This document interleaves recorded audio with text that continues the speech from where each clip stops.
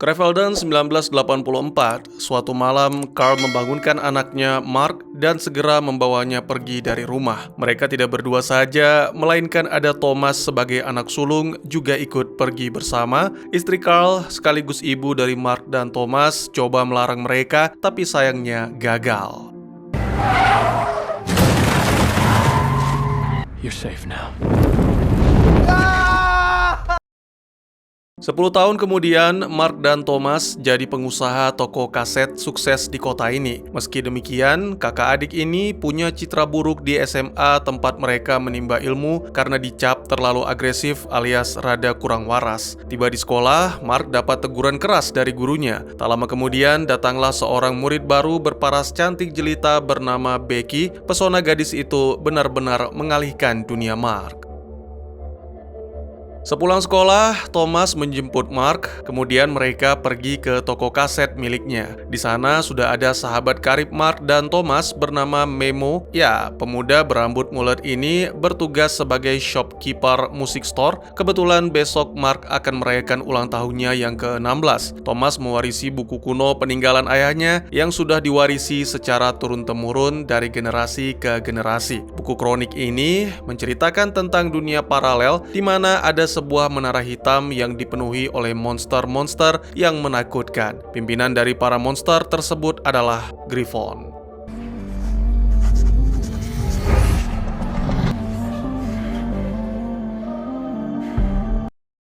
Sampai di rumah, Mark menyapa sang ibu dengan penuh kehangatan. Kemudian dia bergegas ke kamar untuk menamai semua kaset-kaset yang sudah diisi dengan deretan lagu favoritnya. Sesekali Mark melihat ke arah buku warisan keluarga Zimmerman itu, hingga akhirnya dia penasaran dan mulai membaca. Seketika Mark masuk ke dimensi lain yang sangat mencekam. Di sana Mark melihat sosok monster yang menyeramkan.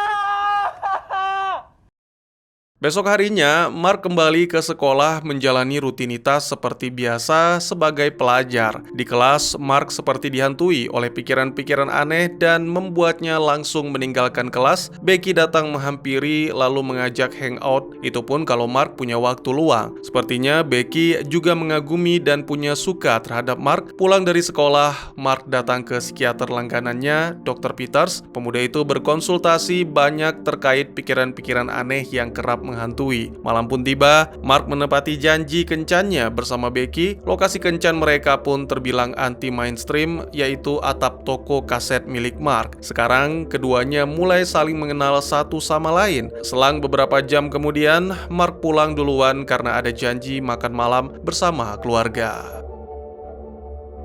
Sampai di rumah, Mark bergabung dengan ibu dan Thomas di meja makan. Sang ibu benar-benar menekankan kepada kedua anaknya, "Jangan kau ikuti jejak ayahmu yang hobi berhalusinasi tentang hal-hal yang gaib. Aku tidak ingin putraku menjadi gila sepertinya." Thomas marah mendengar ucapan sang ibu yang menghina mendiang ayahnya. Kemudian Thomas mengajak Mark pergi dari rumah menuju ke komplek pemakaman tempat sang ayah meninggal dunia agar adiknya itu percaya dengan semua ucapan.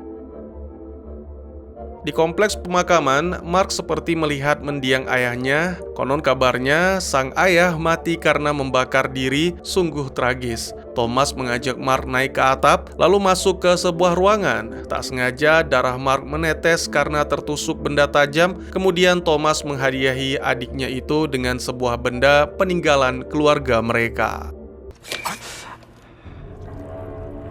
What was that?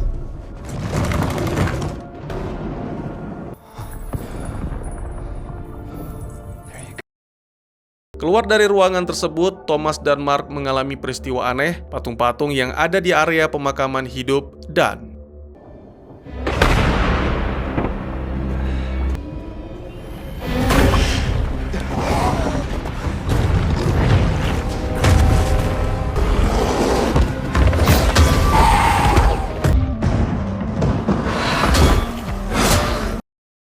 Pagi harinya, Mark melihat sang kakak tertidur di dekatnya, kemudian tak jauh dari tempat dia bersandar, ada sosok misterius yang tampak seperti korban kebakaran, sepertinya itu adalah mendiang ayah Mark.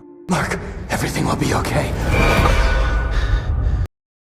Ya, itu semua hanyalah mimpi. Kenyataannya, sosok misterius yang mirip ayah Mark itu tidak ada. Begitu juga dengan Thomas. Mark pergi keluar untuk mencari keberadaan Thomas. Mobil yang ditumpangi tadi malam rusak tertimpa patung di area makam. Mark pergi ke toko kaset untuk mencari Thomas, tapi tetap saja tidak ada. Hanya ada black book di sana. Mark kembali mendatangi Dr. Peters untuk menceritakan kejadian yang baru saja ia alami. Setelah selesai, Mark pulang dan ia pun dibuat terkejut karena ada Becky di depan rumah Dr. Peters. Mark tak menyangka ternyata Becky adalah putri Dr. Peters. Mark segera pergi meninggalkan Becky dan menuju ke toko kaset. Setibanya di sana, Mark kembali membuka buku hitam dan membaca sejumlah kronik yang ada di dalamnya. Tiba-tiba muncul serangga aneh yang membawa Mark sampai ke alam lain. Sedikit informasi dari dunia nyata, ibunda Mark sedang dibuat pusing. Mark dan Thomas dianggap hilang karena beberapa hari tidak pulang. Becky bersama temannya, Sarah, coba mencari tahu tentang asal-usul keluarga Mark, khususnya dari jalur ayah. Ternyata garis keturunan ayah Mark merupakan seorang ahli konstruksi yang percaya dengan hal-hal gaib. Mereka juga membaca tentang tragedi 1984 yang menewaskan ayah Mark, Carl.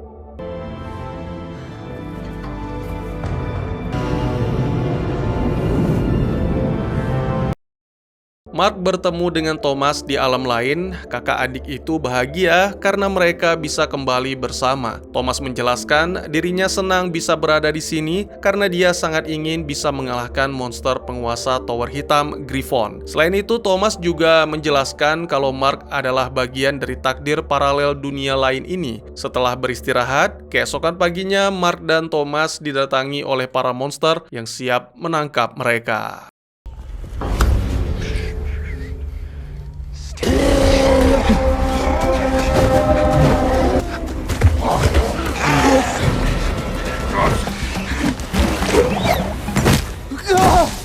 Run! Run away! Save yourself! Mark! Go!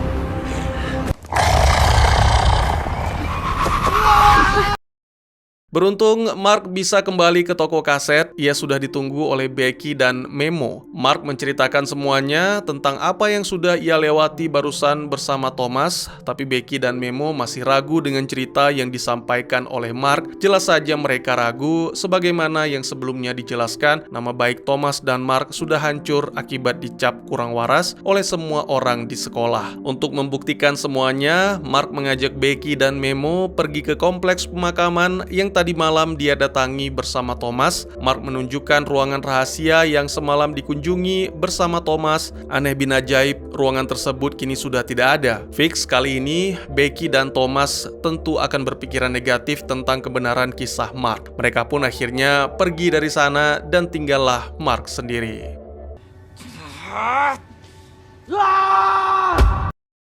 Malam harinya, Mark teringat kalau Thomas pernah bilang jika kau ingin kembali ke alam ini, pergilah ke gereja. Di sana ada pintu paralel rahasia yang akan membawamu ke dunia Black Tower. Gunakan petunjuk yang ada pada buku hitam untuk membuka pintu tersebut. Berdasarkan hal itu, Mark langsung menjemput Memo. Ya, sahabatnya itu mulai percaya dengan apa yang diceritakan oleh Mark. Mereka ke gereja dan langsung membuka pintu portal ke alam lain. Di tengah perasaan yang campur aduk antara bingung, panik, dan excited, Mark coba konsentrasi melakukan teleportasi. Hasilnya,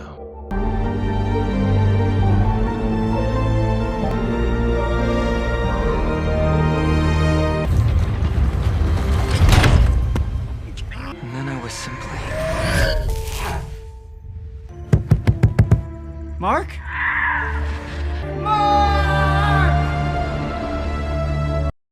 Sampai di kamarnya, Mark kembali konsentrasi agar dia bisa kembali ke alam Black Tower Griffon. Pemuda yang penuh semangat itu merasa bersalah karena telah meninggalkan Memo sendirian di sana. Selain itu, Mark juga bertekad keras mau menyelamatkan Thomas ketika sedang berusaha sekuat tenaga untuk konsentrasi. Tiba-tiba Mark?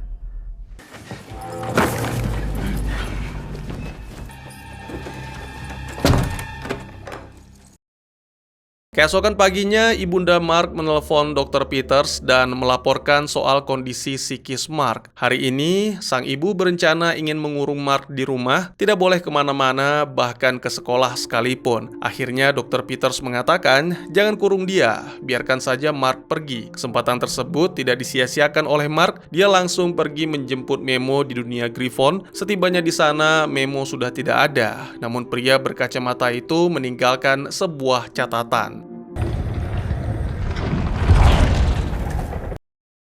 Mark yang sudah kembali ke dunia nyata mempersiapkan bekalnya untuk masuk lagi ke alam Griffon. Kemudian dia datang ke sekolah untuk berpamitan dengan Becky. Sekarang Becky dan Mark sudah resmi jadian. Pemuda pemberani itu memberikan buku hitam kepada Becky dengan harapan agar gadis itu segera mempelajarinya dan menyusul masuk ke alam Griffon. Sekarang Mark sudah berhasil masuk. Dia coba mencari Thomas di sana, tapi sayangnya belum ditemukan. Tak mau kehabisan ide, Mark menyalakan lagu-lagu rock kesukaan Memo agar lelaki berambut mulet itu segera muncul.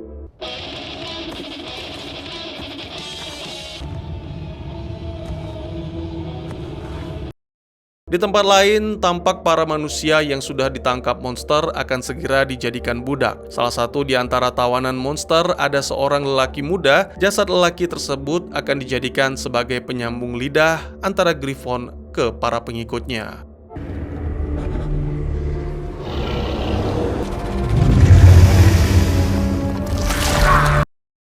Dari kejauhan, Mark terus memantau pengeras suara yang dipasang sebelumnya. Bukan Memo yang datang, melainkan para monster. Sialnya lagi, salah satu monster tahu kalau Mark sedang melihat ke arah mereka.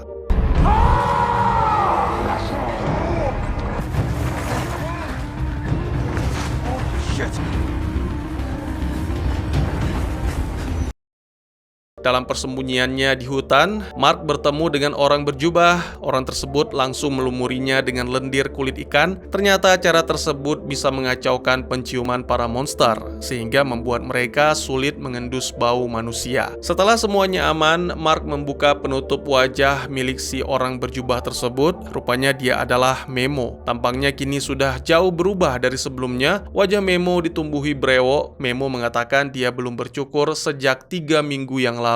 Mark merasa heran, menurutnya ia baru 1 hari meninggalkan Memo. Akhirnya terungkap fakta kalau kehidupan di dunia dan alam Griffon berjarak 3 pekan. 1 hari di alam nyata sama dengan 3 minggu di alam Griffon.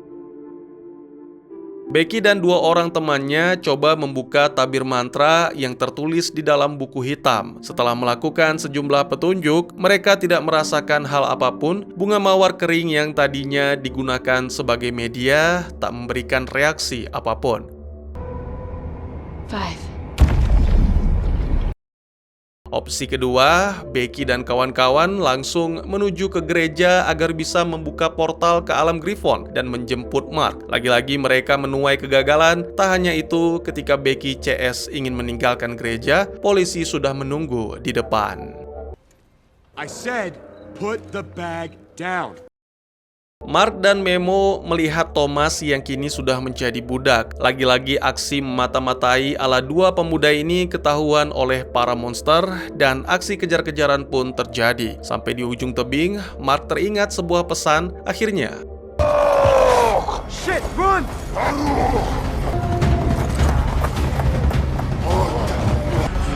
Rosalind!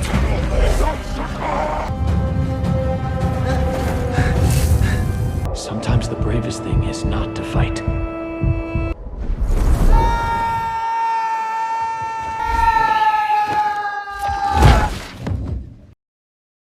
Di toko kaset, Mark dan Memo sedang bersiap mengatur strategi menyelamatkan Thomas di alam Griffon. Sementara itu, Becky saat ini sedang mendapat teguran keras dari ayahnya soal hubungannya yang semakin akrab dengan Mark. Secara jujur, Becky mengungkap kalau Mark sangat terinfluence dengan Black Book. Ketika buku tersebut mau diserahkan kepada ayahnya, ada serangga dari alam lain yang coba menyerang Becky namun gagal. Sekarang Black Book ada di tangan Dr. Peters dan Becky dilarang keras bergaul dengan Mark apapun alasannya. Di rumah sakit, Dr. Peters menemui Petra yang sedang bekerja sebagai perawat. Dia menyampaikan kalau Mark akan melakukan aksi gila gara-gara terinspirasi dari Black Book. Alhasil, Petra dan Dr. Peters sepakat memanggil petugas medis untuk menjemput paksa Mark.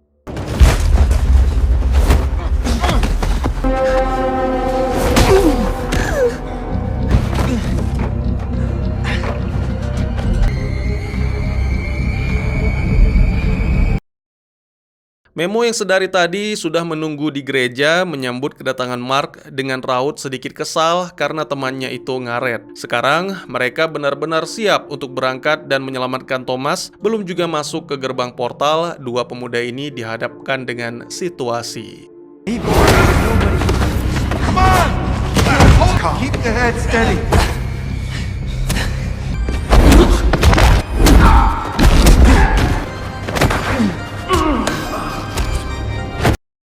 Coba bayangkan bagaimana bisa ada dua Mark. Mungkin misteri ini akan segera terjawab nanti. Petra yang penasaran masuk ke gereja dan langsung terkejut.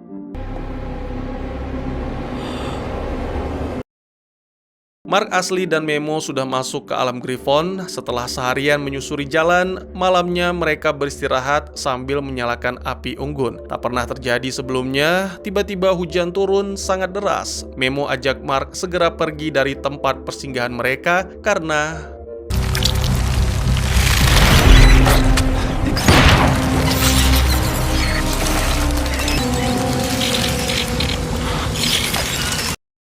di gereja, polisi dan Dr. Peters terkejut melihat petugas medis yang coba menangkap Mark dihajar babak belur, bahkan ada yang meninggal dunia. Komisaris polisi, Breaker, menuntut penjelasan dari Dr. Peters atas aksi pasiennya tersebut. Sementara itu, Becky di rumah sendirian dan asyik menikmati lagu tiba-tiba.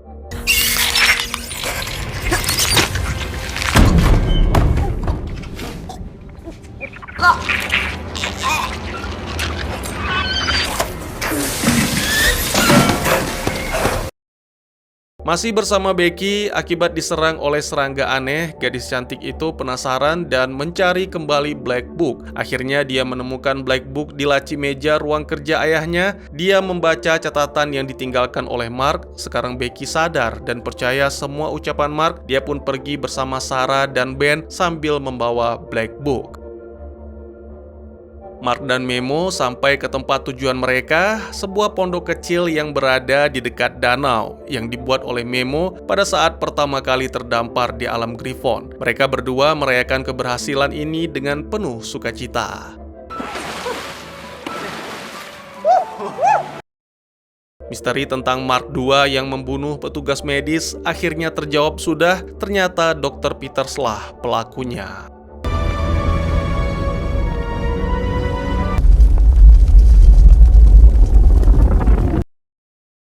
Alam Griffon kedatangan satu sosok monster baru. Monster ini sangat lihai dalam melacak keberadaan manusia, jago menyamar dan bisa membuat wujudnya jadi transparan. Kita sebut saja dengan nama monster kamuflase. Di luar Black Tower dan masih di alam Griffon, Memo menunjukkan kepada Mark pondok tempat mereka tinggal sekarang.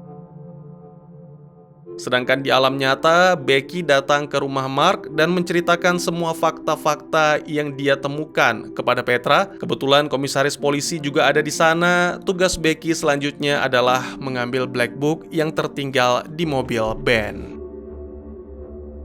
Malam harinya, Mark dan Memo menyantap dinner di tepi danau. Ketika sedang asyik mengobrol sambil menikmati daun bakar, tak terasa telinga Mark digigit seekor nyamuk dan rupanya hewan kecil itu kiriman dari monster kamuflase. Seketika saja, monster itu tahu di mana keberadaan Mark dan Memo.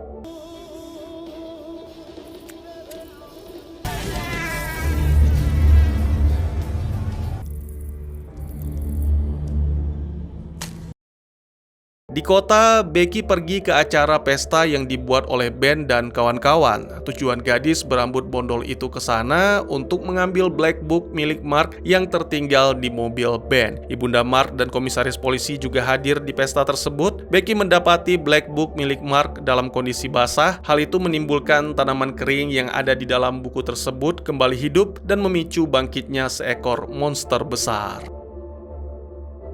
Terjadi pertengkaran antara Ben dan teman karibnya, Maya. Hal itu disebabkan oleh rasa cemburu Maya ketika melihat Ben yang dalam keadaan mabuk bersama Becky. Ternyata diam-diam Maya punya perasaan kepada Ben. Ketika keduanya sudah berdamai, tiba-tiba Maya diserang.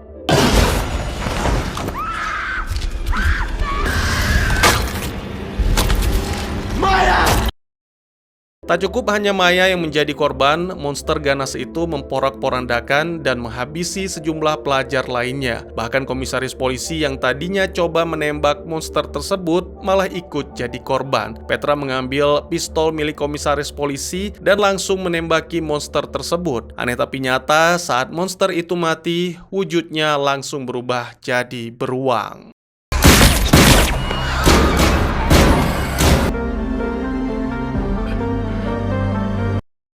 Pagi harinya, Mark dan Memo terlibat cekcok. Saking kesalnya, Mark langsung menghajar Memo dengan brutal. Mark benar-benar tidak terima ketika Memo menyinggung tentang mendiang ayahnya.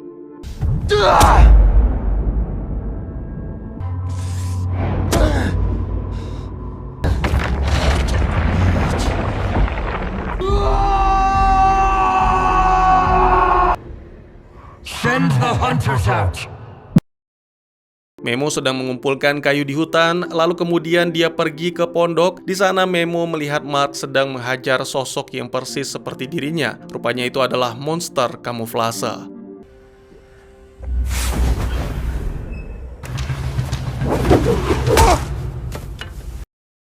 Monster itu diikat dan diinterogasi oleh Mark dan Memo. Wajar saja diberi nama monster kamuflase. Makhluk bermuka datar ini mengubah wujudnya menjadi berbagai macam rupa. Ayah Mark, ayah Memo, bahkan sampai jadi transparan. Mark sudah mengetahui trik murahan ini. Dia langsung menyalakan api dan mengancam akan membakarnya. Si monster menyerah, kemudian membocorkan semua aksinya dan memberitahu kondisi di Black Tower, tempat Griffon tinggal. You don't want to... Mark!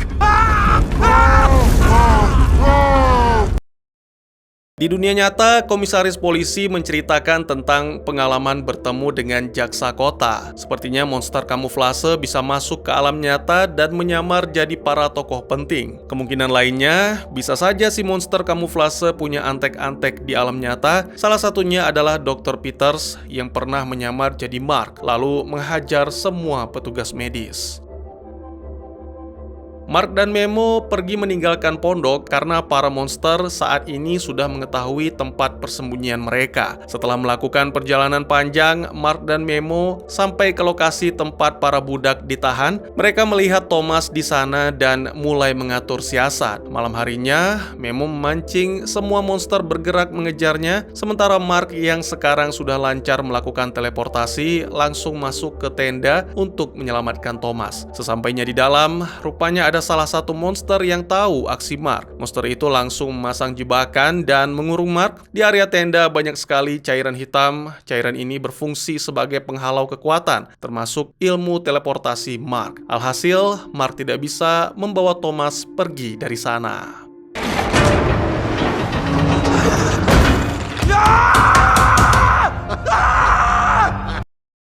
Memo terus berlari menghindar dari kejaran monster, sementara Mark dan Thomas akhirnya bisa keluar dari tahanan berkat alat bandul lot tukang miliknya. Sekedar mengingatkan, benda ini adalah salah satu warisan keluarga Mark.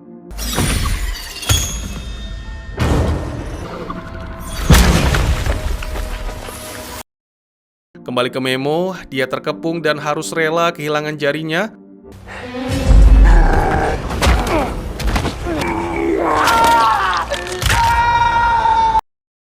Mark dan Thomas yang sudah berhasil keluar diserang oleh monster. Lagi-lagi bandul lot tukang jadi penyelamat. Di Black Tower, Griffon marah besar atas semua kekacauan yang sudah terjadi. Alhasil monster itu pun turun tangan langsung dan menampakkan wujud aslinya.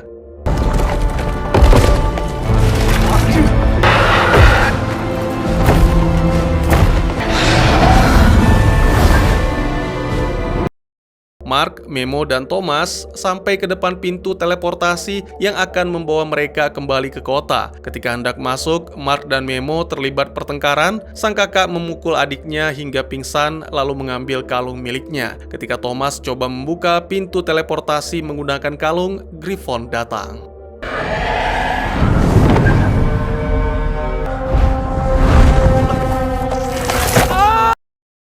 Di kota, Petra dan komisaris polisi datang menjemput Becky. Sekarang mereka percaya tentang isi buku kronik peninggalan Carl. Becky membawa buku lalu pergi ke gereja bersama Petra dan si komisaris polisi. Sampai di gereja, langsung saja Becky coba membuka pintu teleportasi agar bisa menjemput Mark, Thomas, dan Memo.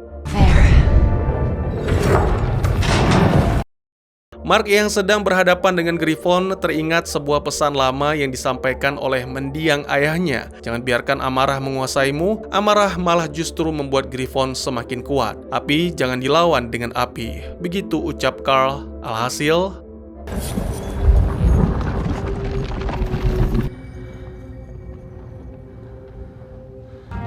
I will not fight you.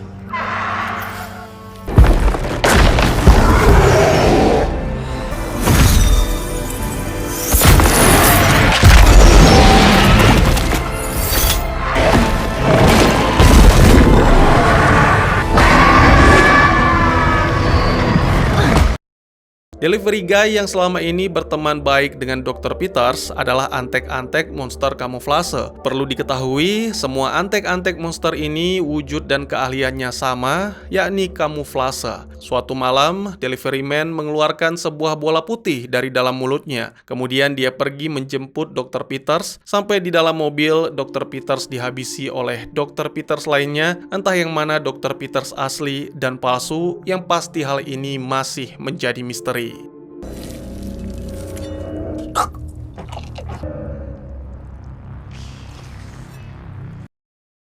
Di rumah sakit, Petra mengatakan kepada Thomas dan Mark kalau sekarang dia sudah percaya dengan cerita anak-anaknya itu, termasuk buku warisan mendiang suaminya. Petra berjanji akan selalu siap membantu Mark dan Thomas untuk menghabisi monster jahat dari alam yang lain. Keesokan harinya, Mark yang sudah sembuh bergegas pergi berangkat ke sekolah. Betapa terkejutnya dia saat melihat foto Becky yang sedang bersama Ben. Sebenarnya itu hanyalah sebuah aksi konyol Ben ketika mabuk. Mark yang kecewa tak ingin lagi bertemu Becky, apalagi mendengarkan alasannya. Malam harinya, Mark duduk sendiri di toko kaset miliknya. Dia mulai teringat dengan Becky dan yakin kalau Becky tulus mencintai. Segera, Mark pergi ke rumah Becky. Dr. Peters ada di sana. Dia kali ini tampak ramah dan mengizinkan Mark masuk. Becky dan Mark berdamai. Ketika bersama, Mark dan Becky terbawa ke alam Griffon. Sementara itu, Mark lainnya datang ke RS melihat kondisi Maya. Lalu ia membawa Maya masuk ke alam Griffon lewat pintu gereja. Lalu di bagian terakhir, ditampilkan para monster yang awalnya menjadi batu, kini kembali hidup.